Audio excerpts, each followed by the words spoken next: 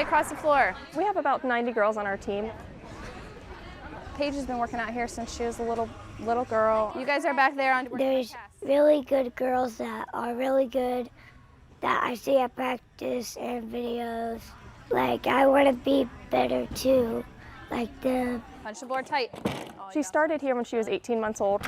Her mom gave us a phone call saying that she didn't have legs. Like, is she able to take them? Sure, bring her in. And punch. She started competing for us just this season. Excel is like an alternative program within USA Gymnastics. It's more free for creativity and skills, so we can kind of make the routines more individual to each child. That was better. It's all just kind of trial and error. We try out different things, see what works for her. She loves her team, she loves her coaches. I'm going to do one of these. Okay. I mean, they work great with her. Everything works out. Put your head in, look, head in, like that. Okay. The real world's not going to adapt to her, so we don't try to change any more than we have to for her. Arm straight to here. Think about lifting up off the beam. That's how high I want you to get. I mean, I love that the hardest event and the hardest thing for her to do is what she loves the most out of all of them.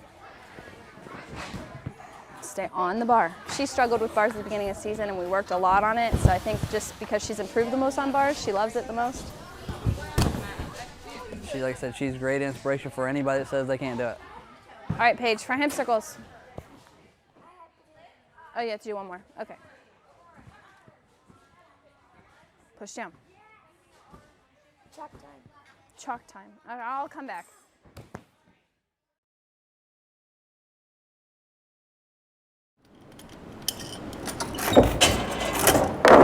Brian's stats is down right now.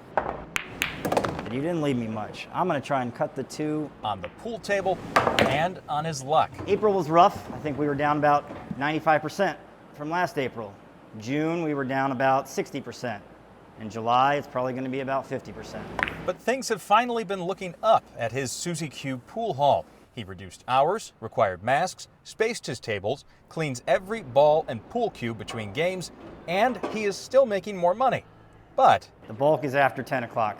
This week, Columbus leaders voted to close bars after 10 o'clock every night. And guess what? Suzy Q is also a bar. That's our time of day to make money, and we need those hours. On Tuesday, a judge scratched the city's 10 p.m. shutdown order for now, but Columbus Mayor Andrew Ginther thinks after a hearing in 2 weeks, that order will be back. We tried to be very strategic in our approach, and we feel confident we'll win once the judge hears the arguments. Even before then, Ohio Governor Mike DeWine might have something to say about it. I think it's the right decision.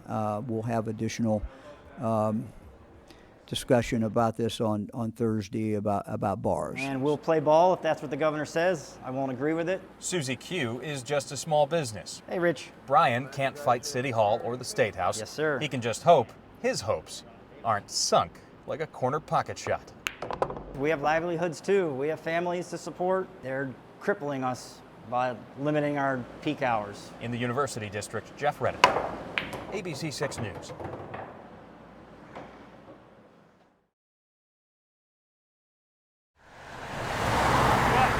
We are here to honor him today for his service to his country. A call to the community. And when they showed his picture, I realized he was my lieutenant in Vietnam. To remember First Lieutenant Dennis C. McNew, a decorated Marine with no family. McNew lived a solitary life, but his final salute... Fire. Ready. Fire. Ready. Fire. ...was anything but. Completely overwhelmed. Like, what started out to be 5 to 7 of us just having a small little burial and making sure he got buried properly. The open service prompting hundreds of fellow veterans. He was well respected, so we followed him everywhere. And complete strangers to give McNew a proper burial. Every veteran needs that type of honor. People from his past remembering the type of man he was. Had a determination that was good. I mean, he was just a good person. He really was. and the leader he became. He was the cool lieutenant. He was the, like on MASH, he was like Hawkeye. Making sure McNew is forever honored for his service to our country. In Newark, Caroline Cohen, ABC 6 News.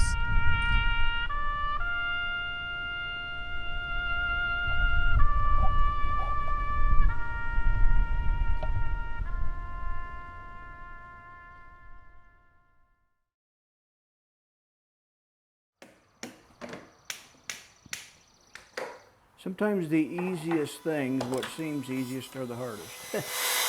Takes a little more time because you got to shut every machine off to feel it. You can't just look up there and say, that's it. 10 1/8 inches.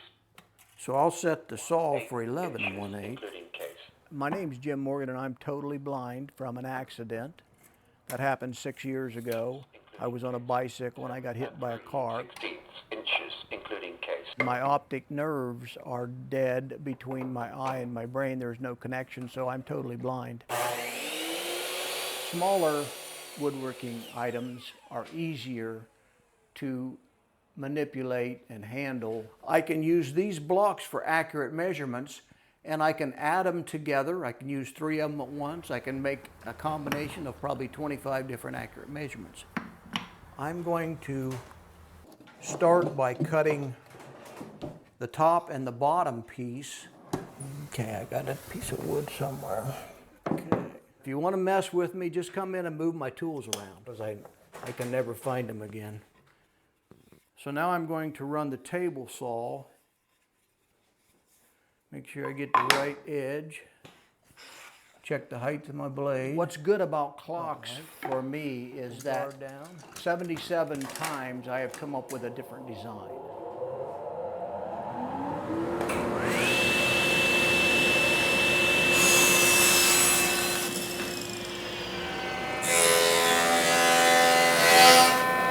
Whatever it turns out, sometimes I get a feel for who's going to get it. It's more of a conversation piece than it is an actual working appliance anymore. At the end, I feel them. I think they're good. I don't know for sure. I've never seen them, but they feel good.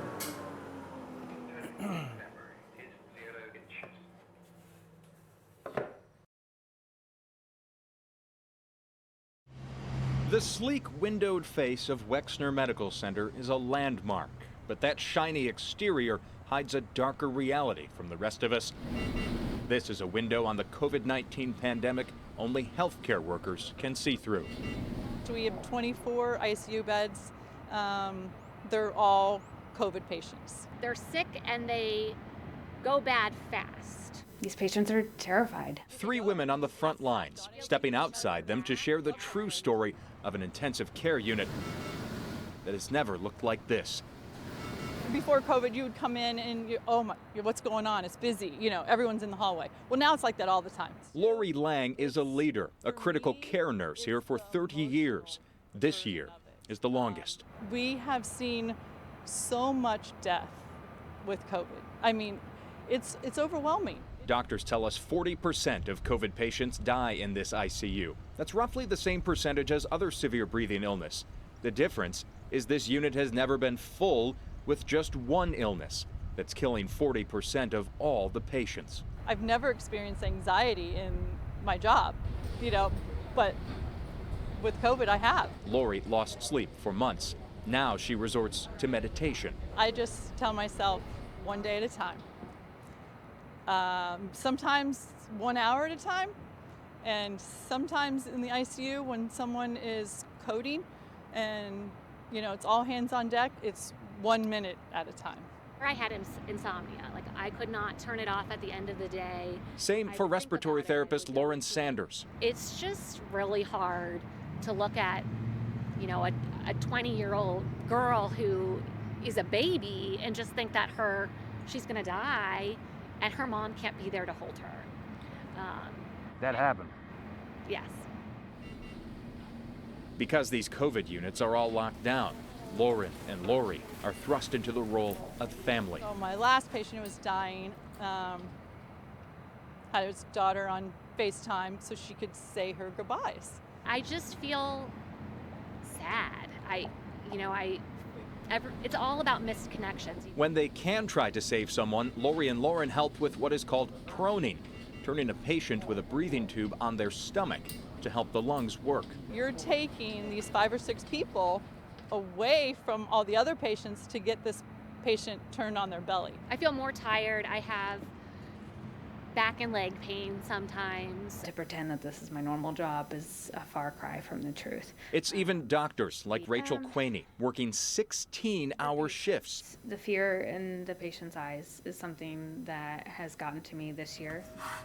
Rachel has even awoken from sleep during this pandemic, saying patients' names. It is burdensome and it wears on you, definitely. So why come back day in, day out, 9 months and counting until this is over? I love that I feel like I can make an impact on the good days at least, and those good days are enough to bring me through the bad days. So I come back for the patients and to be their voice when they don't have one. Well, I've been talking about retirement a lot. Believe me, it's coming close. But even Lori is still here. Consider her your window on the pandemic. Just wash your hands, wear your mask, help us out. What's the alternative? Being a patient in my unit, being proned, not on a ventilator. Jeff Reddick, ABC 6 News.